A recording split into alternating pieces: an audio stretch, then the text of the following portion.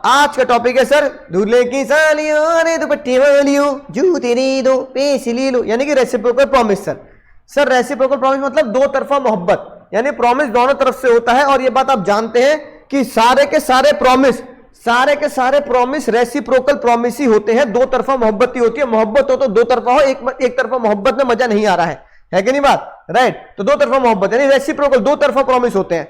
तुम्हारा मेरा प्रॉमिस दो तरफा प्रॉमिस है। मैंने क्या वादा किया तुम्हें पढ़ाने का, तुमने क्या वादा किया पढ़ने का, अरे हाँ पढ़ने का, अरे दादा पढ़ने का ना। तुमने वादा किया पैसे देने का, फीस देने का। तो मैंने वादा किया पढ़ाने का, तुमने वादा किया फीस देने का। मैं प्रॉमिसर पढ़ाने के लिए, तुम प्रॉमिसर फीस देने के लिए। तो हमारा प्रॉमिस क्या हो गया, रेसिप्रोकल प्रॉमिस। यानी रेसिप्रोकल प्रॉमिस में हमेशा दो प्रॉमिस होते हैं, रेसिप्रोकल प्रॉमिस में हमेशा दुई प्रॉमिस होते हैं, दुई प्रॉमिस होते हैं, राइट। और एक प्रॉमिस दूसरे का कंसीडरेशन बनता है। मेरा प्रॉमिस पढ़ाने का, तुम्हारा कंसीडरेशन है फीस के लिए। तुम्हारा प्रॉमिस फीस देने का, तुम्हारा प्रॉमिस फीस देने का मेरे लिए कंसीडरेशन है, मेरे लिए कंसीडरेशन है क्या सर, पढ़ाने के बदले का कंसीडरेशन। हाँ सर। अब आती है बात कितने तरह के है ना प्रॉमिस होते हैं सर, प्रॉमिस होते हैं, ठीक है भैया, राइट। सर पहला रेसिप्रोकल प्रॉमिस जो बिल्कुल सलमान खान कह रहे हैं जूते दो पैसे लो, जिसे अकाउंट्स की भाषा में आप क्या बोलते हो सर, अकाउंट्स की भाषा में बोलते हो कैश सेल्स, यानी simultaneous performance of reciprocal promise, simultaneous performance of reciprocal promise, है कि नहीं बात। हाँ, कैश सेल्स यानी कि 500 कुंटल का चावल बिक गए, बीने का अभी के अभी पकड़, डिलीवरी होते ही पैसा पकड़, तो इसे बोलते हैं साइमल्टेनियस, एक साथ परफॉर्म कर देना, साइमल्टेनियसली परफॉर्म कर देना। हाँ सर। दूसरे तरह के प्रॉमिस जो हम देखते हैं, मुथूट फाइनेंस, याद आ गई होगी बात, याद आ गई नहीं आ गई, याद आ गई सर, याद आ गई। मुथूट फाइनेंस वाला एड भी देख लिया था।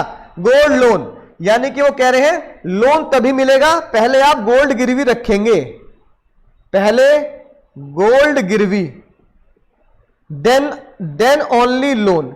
इसका मतलब यहां पहले मुझे गोल्ड को गिरवी रखना है तभी मुझे लोन मिलेगा। यहां पे मुझे प्रॉमिस का जो परफॉर्मेंस है वो पहले से फिक्स कर दी गई है। Order is fixed, order of performance is expressly fixed, order is fixed, order is fixed. तो जहां पर ऑर्डर फिक्स होता है वहां पर प्रॉमिस आपको उसी वे में परफॉर्म करना है, उसी वे में परफॉर्म करना है। बात समझ में आ गई सर, समझ में आ चुकी है बात। लेकिन कुछ जगह पर ऑर्डर जो है इंडिकेटली यानी कहकर, बोलकर, लिखकर फिक्स नहीं किया जाता, पर ट्रांजैक्शन की नेचर ही ऐसी होती है, ट्रांजैक्शन की नेचर ही ऐसी होती है कि हमें पता होता है पहले मुझे ही काम करना पड़ेगा। जैसे भैया मैं तुम्हें कह रहा हूं मैं तुम्हारी टेस्ट कॉपी चेक करूंगा, अरे भैया करूंगा, तुम्हें सारी भेज भी दी, पुराने पहले वाले टेस्ट की तो है ना, इससे पहले वाले। लेकिन ऑर्डर परफॉर्मेंस बताने की जरूरत नहीं है, पहले से तुम्हें पता है कि तुम पहले सबमिट करोगे फिर मैं चेक करूंगा, तुम पहले सबमिट करोगे फिर मैं चेक करूंगा। ऐसे जब आप बैंक से लोन लेते हैं, और बैंक कहता है कि भैया लोन तभी देंगे जब सिक्योरिटी गिरवी रखोगे, तो ये गिरवी रखने की, सिक्योरिटी गिरवी रखने की बात लिखने की जरूरत नहीं है, लिखा पड़े की कोई जरूरत ना है बनना। तुम्हें बिना लिखे पता है कि पहले मैं सिक्योरिटी दूंगा, पहले मैं सामान गिरवी रखूंगा, तब बैंक मुझे लोन देगा, लोन दे रहे भैया, तब बैंक मुझे लोन देगा, राइट। तो आपको पहले से पता होती है बात बिना लिखे भी, क्योंकि आपकी ट्रांजैक्शन का नेचर ही ऐसा पाया जाता है। 54 क्या बोलता है कि एक बंदे को बाद में परफॉर्म करना है और जिसको पहले परफॉर्म करना है वो परफॉर्म नहीं कर रहा, फेल्स टू परफॉर्म।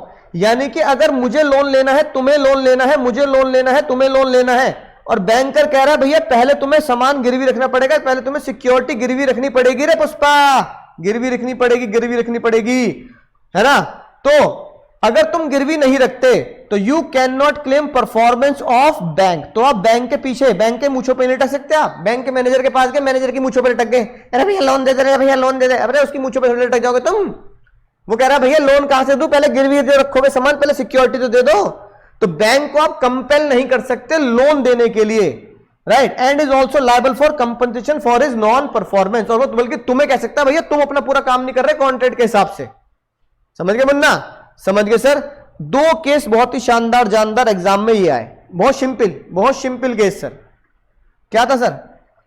ए ने बी का शिप हायर किया और क्या बोला कि ए कह रहा है कि मैं शिप में सारा सामान लोड कर दूंगा, सारे डब्बे लोड कर दूंगा। कार को बोलते डब्बे, सारे डब्बे लोड कर दूंगा, बी का शिप किनारे पे खड़ा है, टाइटैनिक का गाना बजते हुए, जैक और रोज आंटी दोनों हाथ फैलाए, जैक आंटी रोज आंटी दोनों हाथ फैलाए, इस बार शिप के पीछे की साइड पे खड़े हैं, कह रहे यहीं से कूद जाएंगे। अब दोनों खड़े इंतजार में कि सामान लोड होगा तो चल देंगे वापस, सामान लोड होगा तो चल देंगे वापस, सामान लोड होगा तो चल देंगे इंग्लैंड को, सामान लोड होगा तो चल देंगे। लेकिन भैया ए डज नॉट प्रोवाइड द सामान, ए डब्बे प्रोवाइड नहीं कर रहा, बी का शिप यूं ही खड़ा रह गया। ए डब्बे प्रोवाइड नहीं कर रहा, बी का शिप यूं ही खड़ा, जैक अंकल रोज आंटी भी यूं ही खड़े हैं बस। अब जब ए सामान नहीं दे रहा, A can not claim performance of B promise, तो वो बी की परफॉर्मेंस को क्लेम नहीं कर सकता कि भाई शिप लेके आ लेके जा, बल्कि बी को जो लॉस हुआ है उसका शिप ए की वजह से खड़े रहकर बी को जो लॉस हुआ है वो परफॉर्मेंस के लिए क्लेम कर सकता है कि तेरी वजह से मुझे ये लॉस हो गया, तेरे चक्कर में यहां खाली शिप खड़ा करना पड़ रहा है। ऐसा कैसे चलेगा? ऐसे ही दूसरा केस देखो, ए ने कहा बी को भाई तू मेरा घर ठीक कर दे, लकड़ी का काम कर दे। ए कह रहा है लकड़ियां मैं दूंगा, ए कह रहा है लकड़ी मैं दूंगा, टिम्बर मैं दूंगा, है ना, राइट। ओ सॉरी, बी कह रहा है ठीक है मैं टिम्बर दे दूंगा sir, B supplying the timber for the work, लेकिन B refuse to furnish any timber, B ने लकड़ियां देने से मना कर दिया। A need not execute the work, B is bound to make the compensation. तो भैया ए भी अपना काम नहीं करेगा और बी से वो कंपनसेशन मांगेगा, तेरे चक्कर में मेरा काम अटका पड़ा है कि नहीं बात? बोलो समझ गए सर, मजा आ गया सर। तो ये 54 बोलता है ना सर, 52 पढ़ लिया, 51 पढ़ लिया, 52 पढ़ लिया, 54 पढ़ लिया, 53 देखो क्या कह रहा है सर, अगर एक बंदा दूसरे को रोकता है परफॉर्म करने से, ये बात हम जानते हैं, पहले भी जान चुके हैं, अगर वन पार्टी रोकती है दूसरे को परफॉर्मेंस करने से, तो कॉन्ट्रैक्ट क्या हो जाता है सर? वॉइडेबल हो जाता है, कॉन्ट्रैक्ट वॉइडेबल हो जाता है। पार्टी जिसको रोका गया है सो प्रिवेंटेड कि वो कंपनसेशन क्लेम करे। तुम आगे सब क्लास में पढ़ने, मैं कह रहा हूं आज ना पढ़ रहे भैया, आज ना पढ़ रहे, मजा ना आ रहा, आज ना पढ़ रहे, है ना। तो भैया जिसको रोका जा रहा परफॉर्म करने से कि तुम अपना काम परफॉर्म करो, या मैं पढ़ाने आ रहा हूं, तुम कह रहे हो आज मत पढ़ाओ, तो मैं नॉन परफॉर्मेंस, मेरे को परफॉर्म क्लेम करने नहीं किया जा रहा, मुझे परफॉर्मेंस करने नहीं दी जा रही, तो मैं तुमसे क्लेम कर सकता हूं और कॉन्ट्रैक्ट वॉइडेबल होगा। देखो ये क्या लिखी है बात, ए ने और बी ने कॉन्ट्रैक्ट किया कि बी कुछ काम करेगा ए के लिए 1000 रुपए के लिए, be ready and willing to do, B कह रहा है ठीक है भैया मैं 1000 रुपए में कर दूंगा, लेकिन रेड पेन से देखो क्या लिखा है, ए ने कहा तू मत कर भाई, रहने दे, मैं नहीं करवा रहा तेरे से काम, तो कॉन्ट्रैक्ट वॉइडेबल हो गया at the option of B, और बी चाहे तो कंपनसेशन क्लेम कर सकता है जो उसका टाइम खराब हुआ, जो उसका समय और एफर्ट्स खराब हुए बी के यहां तक, ए के पास पहुंचने के लिए। ठीक है मुन्ना सर, बात समझ में आ चुकी है, मजा आ चुका है सर। एप्रोप्रिएशन ऑफ पेमेंट बहुत ही आसान, बहुत ही चटपटा कॉन्सेप्ट सर याद आ गई होगी बात, है ना, गोद भराई सर मैंने तुम्हें 3 चीजें बेची, 3 चीजें, ये रिमोट बेच दिया, ये मोबाइल बेच दिया, पुष्पा रिमोट बेच दिया, मोबाइल बेच दिया, पेन बेच दिया, ठीक है, 3 चीजें तुम्हें बेची, यानी मैं 3 चीजों का सेलर, तुम 3 चीजों के बायर। क्वेश्चन नंबर 1 है ना, चलो अमाउंट लिख देते हैं सर पेन, रिमोट, मोबाइल, थोड़ा आसान करने के लिए पेन 100 रुपए का, रिमोट 500 रुपए का, मोबाइल 10,000 रुपए का। मजा आ गया सर, है ना। जब मैंने तुम्हें तीनों चीजें बेची और तुमने मुझे पैसा कितना पे किया, यू पेड ओनली 5,000 रुपीज, तुमने मुझे 5,000 रुपए दे दिए, ठीक है। अब एज अ सेलर मैं ये सोच रहा हूं कि भैया ए पुष्पा, ये 5,000 रुपए किस प्रोडक्ट में अप्लाई कर दूं, तो 5,000 रुपए प्रोडक्ट में अप्लाई करने को बोला जाता है एप्रोप्रिएशन। एप्रोप्रिएट कर दूं, अप्लाई कर दूं, एप्रोप्रिएशन कर दूं, किस प्रोडक्ट में, किस प्रोडक्ट में, कौन बताएगा? Question number 1, how to appropriate.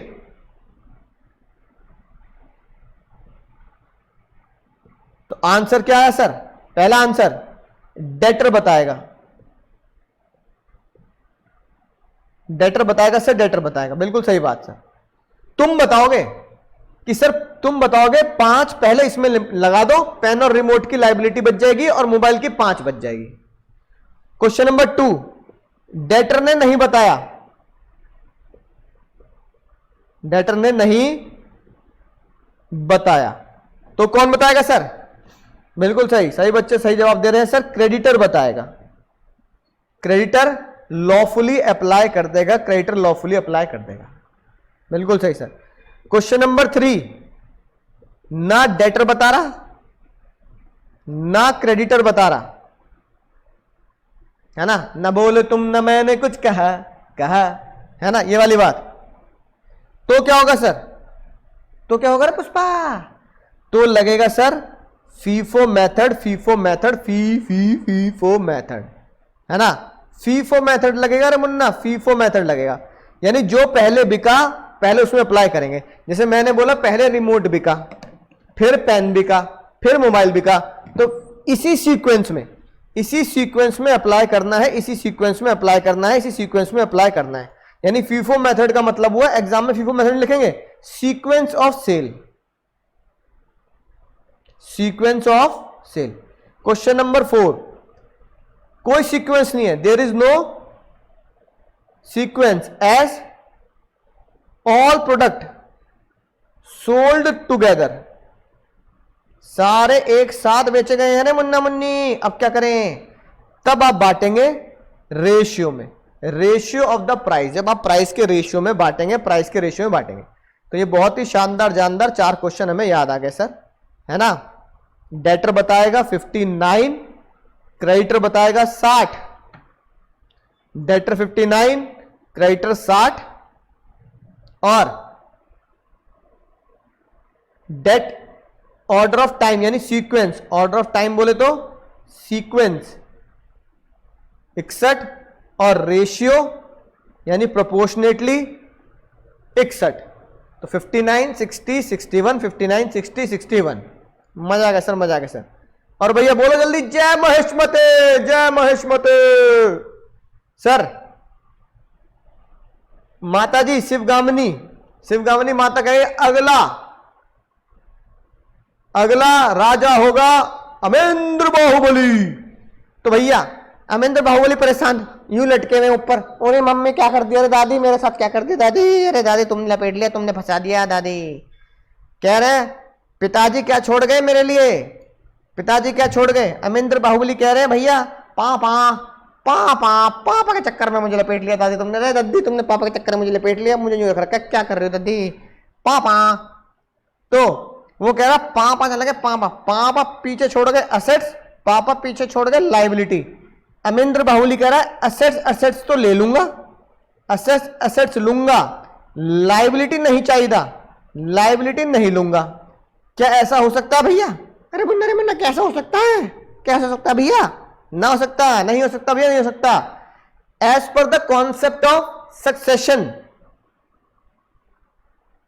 Succession कहता है बोथ बर्डन एंड बेनिफिट दोनों आपको लेने पड़ेंगे, दोनों आपको लेने पड़ेंगे। हां, लेकिन अगर लायबिलिटी ज्यादा है तो पापा की लायबिलिटी बच्चे को जेब से नहीं चुकानी, बस ये बात बेनिफिट मिल जाएगा कि पापा की लायबिलिटी लीगल हायर्स को, लीगल रिप्रेजेंटेटिव को अपनी खुद की जेब से, सेल्फ जेब से नहीं देनी, सेल्फ जेब से नहीं देनी रे मुन्ना, नहीं देनी। याद आ गई बात सर? याद आ गई बात, याद आ गई बात, मजा आ गया सर, याद आ गई बात, है ना सर। अगला कॉन्सेप्ट जो मैं तुम्हें बोला मैंने कहा मेरी जगह तुम्हें पढ़ाने आएंगे मुरली प्रसाद शर्मा, मुरली प्रसाद शर्मा। ये बात समझ में आ गई सर? बोथ है ना, ये सेम एग्जांपल याद आ गया सर। मैंने कहा मुरली प्रसाद शर्मा पढ़ाने आएंगे और उन्होंने बहुत बढ़िया पढ़ाया, उन्होंने बहुत बढ़िया पढ़ाया, बहुत बढ़िया पढ़ाया, मजा आ गया सर, है ना सर। मुरली प्रसाद शर्मा ने आपको पढ़ाया, तुम्हें पढ़ाया, तुम्हें बहुत मजा भी आया। तो मुरली प्रसाद शर्मा कह रहे हैं फीस ये मैं हूं भैया, अब जो तुम्हारी फीस है वो फीस मुझे यहां पर बेनिफिट देना पड़ेगा, क्योंकि पढ़ाया बहुत बढ़िया, तुम्हें मजा आया।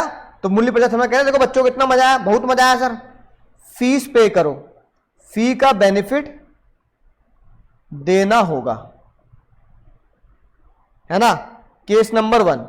केस नंबर 2, मुरली प्रसाद शर्मा जी पढ़ाने आए, मुरली प्रसाद शर्मा जी पढ़ाने आए, उन्होंने तुम्हें पढ़ाया लेकिन तुम्हें बिल्कुल भी मजा नहीं आया। वाह, तुम्हें पढ़ाया मजा नहीं आया। यहां मैं बहुत ही खतरनाक निगाहों से तुम्हें देख रहा हूं, उरी दादा हो गया काम, ये क्या हो रहा, बच्चे क्या कर रहे, बच्चों को समझ में नहीं आ रहा, कुछ चक्कर हो गए। तो मैं बहुत ही बड़ी बड़ी आंखों से देखता हुआ हैरानी से, अरे क्या कर रहे हो, पढ़ते क्यों ना हो। तुम कह रहे हो सर पढ़ूं कहां से, पढ़ूं कहां से, वो तो लॉ तो पढ़ा ही नहीं रहे, गांधी जी के बारे में पढ़ा रहे, गांधी जी ये, गांधी जी वो, गांधी जी ये, गांधी जी वो, है ना, ये कर लियो वो कर लियो। रेस्टोरेंट में कोई ऐसे बुलाए तो भैया मना कर दियो, है कि नहीं बात, तो ऐसे कर लियो वैसे कर लियो, है ना। विनम्रता, विनम्रता से बात करियो। अरे भैया कोई लॉ ना पढ़ा रहे भैया, लॉ के बारे में कुछ नहीं पढ़ा रहे भैया, रे गांधी जी पे ऐसे थोड़ी आ रहा है एग्जाम में सीए के, है ना। अब कोई मजा नहीं आया, मैं बहुत परेशान। ये बताओ, मैंने कहा पढ़ लो पढ़ लो पढ़ लो, तो क्या तुम दोबारा पढ़ने जाओगे? सर तुमने साफ मना कर दिया, सर हमने 2-3 बार ट्राई कर दी, हम पढ़ने नहीं जा रहे, आपको ही पढ़ाना पड़ेगा। तो तुम क्या करो sir, only and only you will teach. यानी कि पहले केस और दूसरे केस में डिफरेंस समझ में आ गया। पहले केस में जब तुम्हें बहुत मजा आया तो मुझे अपना बेनिफिट देना पड़ा, यानी कि बेनिफिट तो ट्रांसफर किया जा सकता है, बेनिफिट तो ट्रांसफर किया जा सकता है, बेनिफिट तो ट्रांसफर किया जा सकता है, लेकिन जब तुम्हें मजा नहीं आया तो मैंने, मेरी जिम्मेदारी थी तुम्हें पढ़ाना, मैं अपनी जिम्मेदारी को ट्रांसफर नहीं कर पाया। टीचिंग की जिम्मेदारी यानी कि अपनी लाइबिलिटी, जिम्मेदारी, बर्डन ट्रांसफर नहीं कर पाया, पढ़ाना तो मुझे ही पड़ेगा। यानी इसे बोलते हैं असाइनमेंट। असाइनमेंट में क्या होता है सर, असाइनमेंट में आप अपना फायदा तो किसी और को दे सकते हो लेकिन अपनी लाइबिलिटी किसी और के ऊपर नहीं कुदा सकते। यानी असाइनमेंट का मतलब क्या हुआ, ओनली असेट लोगों को दी जा सकती है, लाइबिलिटी नहीं दी जा सकती, है कि नहीं बात, right. The debtor can not through assignment relieve himself from liability to the creditor. एक डेटर कह देगा कि भैया उससे पैसे ले ले, तो वो डेटर फ्री नहीं हो जाएगा, लाइबिलिटी तो डेटर के ऊपर कूद के आएगी अगर तीसरे बंदे ने मना कर दिया पैसे देने से। हां, अगर तीसरा बंदा कह रहा है कि भैया ठीक है मैं पैसे देने के लिए तैयार हूं और आप भी मान रहे हो ठीक है भैया मैं उससे पैसे लेने के लिए तैयार हूं, फिर यह हो जाता है नोवेशन और फिर यह नया कॉन्ट्रैक्ट बनता है दो जनों के बीच में। जैसे कि लिखा एग्जांपल, मुन्ना को 2 लाख रुपए देने हैं अंकुर सर को, ओज मतलब देने हैं, मुझे मिलने 2 लाख रुपए। मुन्ना मेरे पास आए, ए मुन्ना भाई मेरे पास आए, कहने लगे सर पैसे ले लो सर्किट से। आपको पैसे तो चाहिए, मुन्ना की जगह सर्किट से ले लो। मैंने कहा भैया ठीक है पैसे चाहिए सर्किट से दिला दो। मैंने क्या किया, एक्सेप्ट कर लिया सर्किट को एज अ डेटर, सर्किट ने भी एक्सेप्ट कर लिया कि भैया मैं अंकुर सर को पैसे दूंगा, तो मैंने मुन्ना की जगह सर्किट को एक्सेप्ट कर लिया। अब नया कॉन्ट्रैक्ट किसके बीच में बन गया, अब नया कॉन्ट्रैक्ट बन गया मेरे और सर्किट के बीच में, और मुन्ना का और मेरा कॉन्ट्रैक्ट हो गया खत्म। तो ए का और मुन्ना का कॉन्ट्रैक्ट तो हो गया खत्म। नए कॉन्ट्रैक्ट ने जन्म ले लिया, न्यू कॉन्ट्रैक्ट ने जन्म लिया ए और सी के बीच में, क्योंकि मैंने सी को एज अ डेटर एक्सेप्ट कर लिया, सी ने मुझे भी कह दिया मैं आपको पैसे दूंगा, तो न्यू कॉन्ट्रैक्ट बन गया। तो याद आएगा न्यू कॉन्ट्रैक्ट बनता है तभी तो क्या होता है, नोवेशन बनता है, जहां पर पार्टीज बदली जा सकती हैं, राइट। तो यहां पर क्या हुआ सर, जो बेनिफिट मुझे, है ना, मुन्ना से मिलना था, वो बेनिफिट मुझे सर्किट से मिल जाएगा। यानी मुन्ना चाहे तो अपनी लायबिलिटी ट्रांसफर कर सकता है अगर सामने वाला बंदा देने के लिए तैयार है तो, और जिसको पैसे चाहिए वो एक्सेप्ट कर रहा है किसी और को, तभी ऐसा हो सकता है ना। वरना तो भैया लायबिलिटी लायबिलिटी नहीं जा सकती, असेट ही असेट जा सकती है। अगर आपने एक्सेप्ट कर लिया है तो आप उसे नोवेशन बोल सकते हैं। उम्मीद है सर बात समझ में आ चुकी होगी। सक्सेशन और असाइनमेंट में सिंपल सा डिफरेंस, सक्सेशन में असेट लायबिलिटी दोनों जाती है, असाइनमेंट में ओनली असेट जाती है। क्रक्स मुद्दे की बात यह है। बोलो मजा आ गया सर, समझ गए सर।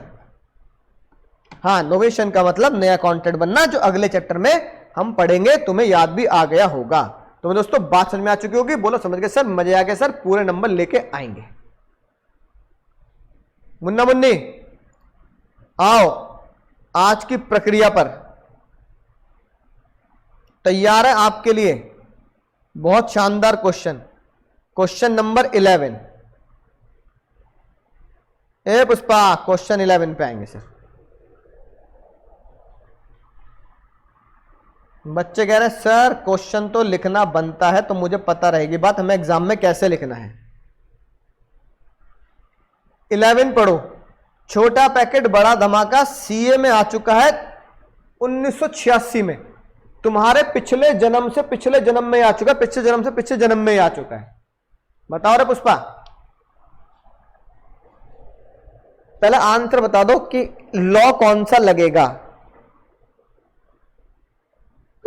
कौन सा लॉ लगेगा रे भैया, कौन सा लॉ लगेगा?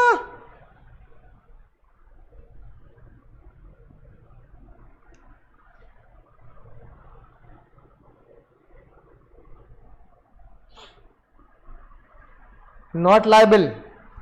श्रेया कह रही है लायबल नहीं होगा। बाकी बालक, ए मुन्ना मुन्नी जल्दी बोलो। 11।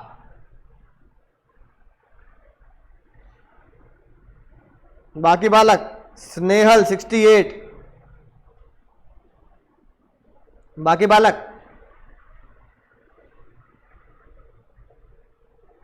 तो सुनो ध्यान से, सुनो ध्यान से।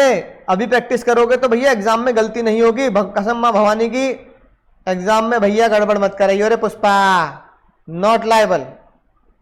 मुन्ना मुन्नी सुनो, पढ़ चुके हो, एग्जाम में क्वेश्चन आया, जो बालक कह रहे हैं नॉट लायबल वो बिल्कुल सही कह रहे हैं। ऐसा बिल्कुल मत सोच लेना मुझे भैया रे, एक तो माइनर और वो बनना चाहता है क्रिकेटर। क्रिकेट माइनर किस चीज के लिए एलिजिबल होता है, यानी माइनर किस चीज के लिए लायबल होता है पे करने के लिए? सर धारा 68 कहती थी अगर नेसेसिटीज हैं तो माइनर की प्रॉपर्टी से, माइनर को हाथ मत लगाना, माइनर की प्रॉपर्टी से लपेट लेना। सर रोटी कपड़ा मकान एजुकेशन मेडिकल फ्यूनरल अंतिम क्रिया का सामग्री वगैरह, ये रेंट और केस अगर कोई चल रहा है, मैं ये सहायता लेता हूं तो मेरी नेसेसिटीज होती हैं। रोटी कपड़ा मकान एजुकेशन। एजुकेशन का मतलब आज तक तुम क्या समझते आए हो? एजुकेशन का मतलब आज तक तुम समझते हो पढ़ाई? भैया एजुकेशन का मतलब ओनली पढ़ाई नहीं होता रे पुष्पा। एजुकेशन का मतलब होता है कोई भी ऐसी चीज जिससे मैं एजुकेट हो रहा हूं, जिससे मुझे स्किल मिल रही है, जिससे मेरे अंदर का डेवलपमेंट हो रहा है। तो sports is also the skill and education. Sports भी स्किल एंड एजुकेशन में आती है रे मुन्ना। फंस गए तुम, यहां फंस गए। 1986 का क्वेश्चन रिपीट हो गया तो नंबर 0 लाओगे तुम। भैया यहां पर सेक्शन 68 अप्लाई होगा और माइनर लायबल होगा। यानी कि प्रोफेशनल क्रिकेट खेलना और सीखना is equal to education, is equal to education. पहले बोलो समझ गए सर, मजा आ गया सर। केस जो आया था कि क्रिकेट भी एजुकेशन है स्पोर्ट्स भी एजुकेशन है, रॉबर्ट वर्सेस ग्रे। तो रॉबर्ट वर्सेस ग्रे अगर याद हो जाए केस लॉ तो बहुत बढ़िया बात है, मजा आ जाएगा एग्जाम में, मजा ही आ जाएगा। बोलो समझ गए सर, मजा आ गया सर। अब बताऊंगा इसे लिखना कैसे है। अब चेक करते हैं इसे लिखना कैसे। उम्मीद है आपको समझ में आ चुकी है। नया इसलिए कह रहा हूं भैया, जो मैं तुम्हें पीडीएफ भेज रहा हूं वो भैया बहुत ब्रह्मास्त्र समझ लो उसे भैया, ब्रह्मास्त्र तरीके से तहजीब से पढ़ेंगे सर।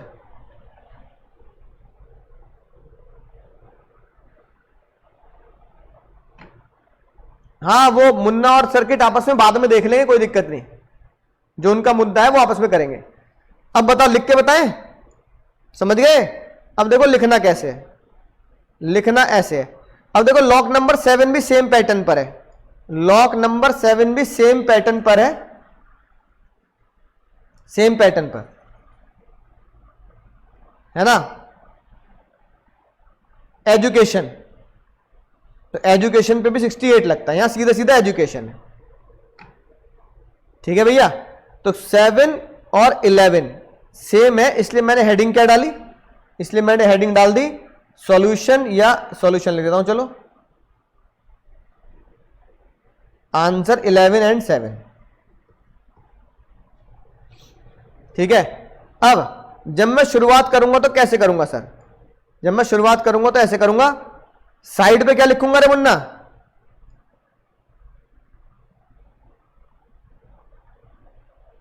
ये रहा ना। सबसे पहले मैं लिखूंगा ये मोहिरी बीवी वर्सेस धर्मदास घोष, ठीक है, राइट, ये लिख दिया। Agreement with the minor is void एब इनिशियो, इतना ही लिखना है। मोहिरी बीवी धर्मदास घोष की केस स्टडी या उनके अंदर के एलिमेंट्स को या उनकी कहानी को डिस्क्राइब नहीं करना, ठीक है ना, राइट, ठीक है, कि लोन एग्रीमेंट जो था वो वॉइड एब इनिशियो था। फिर लिखूंगा 10 और 11, तो भैया एक आ गया मेरा केस, ये मेरे 2 आ गए सेक्शन। ये सब किसके अंदर लिख रहा हूं मैं, ये सारी चीजें मैं लिख रहा हूं प्रोविजन के अंदर। हेडिंग तो चलो यहां लिखता हूं, हेडिंग इज प्रोविजन, ये मैंने प्रोविजन की हेडिंग डाल दी। 11 में क्या होगा sir, minor always plead minority even if, अगर वो फॉल्स रिप्रेजेंटेशन दिखाता है तो भी वो ऑलवेज प्लीड माइनॉरिटी करता है। खानगुल वर्सेस लखा सिंह में हमने पढ़ा, ठीक है ना, राइट। फिर सेक्शन 68 और 10 में क्या बोल सकता है, ठीक है, minor is not capable to enter into contract. हाँ सेम प्रेजेंटेशन करनी है रे मुन्नी, सेम प्रेजेंटेशन करनी है। फिर इस क्वेश्चन का जो मेन सेंटर है वो है 68 any person supply necessity to minor, जैसे कि कौन सी सप्लाई कर रहा है वो, केस लॉ का एक्सप्लेन नहीं करना, केस लॉ का से रिजल्ट लिखना है, result. Necessity to minor is education, shelter, medical, clothing, money to defend the case, renting, ये सारी चीजें। अगर ये किया गया है then minor is not liable, minor property is liable, minor property is liable but minor is not liable. Nash versus Inman में हमने देखी ये बात कि माइनर पर्सनली लायबल नहीं होगा, माइनर की प्रॉपर्टी लायबल होती है, ठीक है। फिर ये मेरे आएगी एनालिसिस, देखो वो बहुत बड़ा लिखा, एनालिसिस बहुत छोटी लिखनी है। In the given case Sudesh provide education loan to minor, और यहां क्या लिख देंगे, क्रिकेट टीचिंग टू माइनर, चाहे उसने लोन लिया हो चाहे एजुकेशन टीचिंग दी हो। It is necessity in India, therefore Suresh can recover the amount of education और providing cricket teaching service from minor. अगली बात क्या लिखेंगे, ये अगर माइनर के पास प्रॉपर्टी नहीं है तो वो सुरेश रिकवर नहीं कर सकता, क्योंकि minor is not personally liable, as minor is not personally liable, क्योंकि माइनर को आप पर्सनली लायबल नहीं कर सकते, माइनर को आप पर्सनली लायबल नहीं कर सकते, उसकी प्रॉपर्टी में से ले सकते हैं। इस तरीके से सेम प्रेजेंटेशन पे आंसर देना है। सेम प्रेजेंटेशन पे तुम्हें अपने टेस्ट की तैयारी करनी है और टेस्ट भेजने हैं। काफी बच्चे सेम प्रेजेंटेशन पे टेस्ट भी देते हैं और, है ना, राइट, नंबर भी बढ़िया पाते हैं, नंबर भी बढ़िया पाते हैं। अभी तो नापी है मुट्ठी भर जमीन, अभी तो आसमान बाकी है। अभी तो जमीन नाप रहे हो, अभी तो आसमान बाकी है भैया, ब्रह्मांड बाकी है। उनसे लड़ना है, अभी तो ब्रह्मांड से लड़ना है। संघर्ष करो, कहीं समझौते करने की आदत ना पड़ जाए। अगर आप संघर्ष नहीं कर रहे ना, स्ट्रगल, आपका स्ट्रगल ही आपको दूसरी ऊंचाइयों तक लेके जाएगा। तो समझौते की आदत पड़ जाएगी आपको। समझौता मतलब समझते हो ना, कॉम्प्रोमाइज। चल ठीक है, जो मिल रहा है ले लो भाई, जो मिल रहा है ले लो, वो भीख के बराबर होता है, समझ रहे हो। और जो चाहिए उसे हासिल कर लिया मैंने अपने दम पर, वो संघर्ष के बराबर होता है। अपने संघर्ष से अपने दम पे हासिल किया है। और जो मिल रहा है भाई, नौकरी जो मिल रही है भाई वही कर ले, चाहे कम पैसों की मिल रही है। अबे कम पैसों की नौकरी मिल रही है, वही मिल रही है, क्यों? भीख मिल रही है मुझे। अब आपको अच्छी लगे बुरी लगे, मैं ऐसे बोलूंगा, तो भीख लोगे क्या आप? कि भाई 20,000 की नौकरी मिल रही है, 25 की मिल रही है, 30 की मिल रही है, 40 की मिल रही है, क्यों? अपने दम पे खींचो, अपने दम पे छीनो नौकरी। भैया ये मैं हूं और मुझे ये चाहिए, इतने का ही पैकेज चाहिए, मैं काम करूंगा तो इतने पे करूंगा, नहीं कर रहा तो मुझे मत हायर करो, ठीक है ना। आपने कहा मुझे तो भैया 25 लाख का पैकेज चाहिए, चाहिए तो चाहिए, बताओ रख रहे हो मुझे, नहीं रख रहे। इंटरव्यू आप देने जा रहे हो, पर इंटरव्यू आप उनका ले रहे हो कि हाँ जी संघर्ष मैंने किया है, इस लेवल पे पहुंचो तो मैं इतने पैसे लूंगा। अगर आप मुझे दे रहे हो तो दो, वरना मैं जा रहा हूँ, मत दो मुझे नौकरी। मैं इंटरव्यू देने नहीं, मैं तो बता रहा है आपको कि मैं इतने पैसे लूंगा।